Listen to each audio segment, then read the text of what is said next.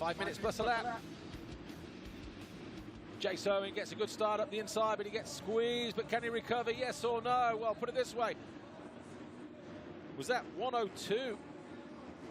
It was Moss. So Moss with the moto hole shot. Rider down on the inside. Was that our number 66? I think it may have been, you know. So all of a sudden it might be the pressure on then for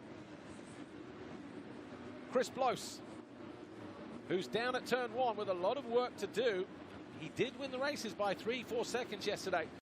So Moss leads away. Colin Park second. Brice Meilin, Kevin Ballinger, Julian Lebeau, Nick Durcourt, Thomas Doe, Justin Starlin, Hugo Manzato, Yanni Hasuti. Jace Owen down in 15th place, so he obviously had problems on the opening lap as well. Blose in 18th place. There's Jace Owen coming towards us, the 401, a former Prince of I swear I Paris. just saw 259 pop up. I don't know.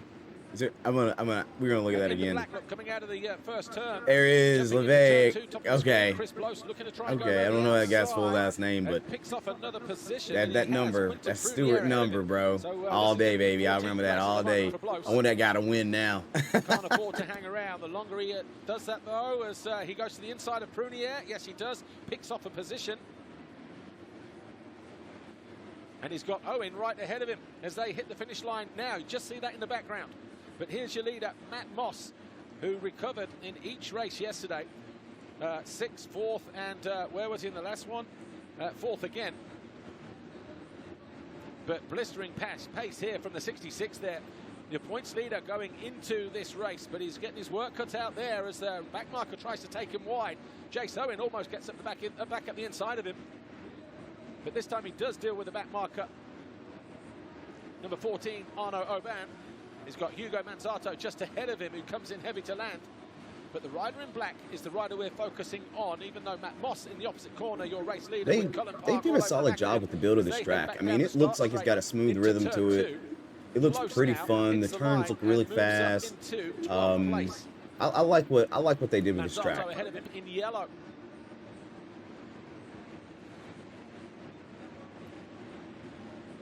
So the number 965, Hugo Manzato on the Husqvarna FB Factory Motorsport machine.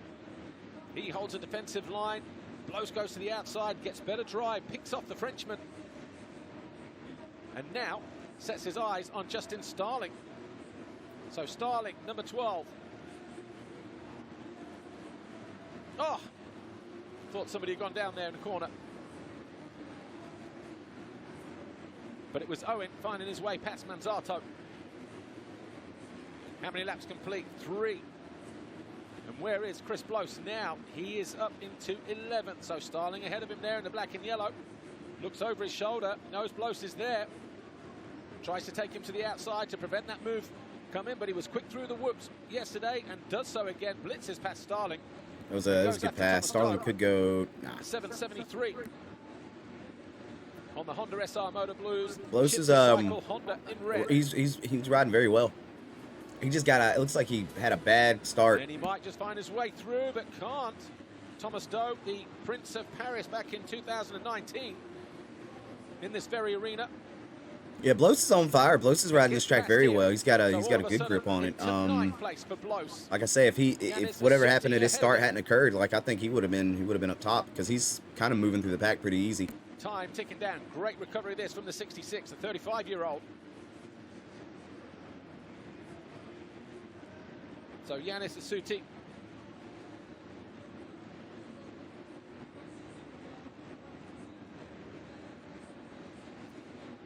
Was on good pace yesterday as he finds his way past Nicolas Durcourt. Wow, 2 laps to go then. Matt Moss continues to lead. He has a slender 1.2 second advantage over Colin Park.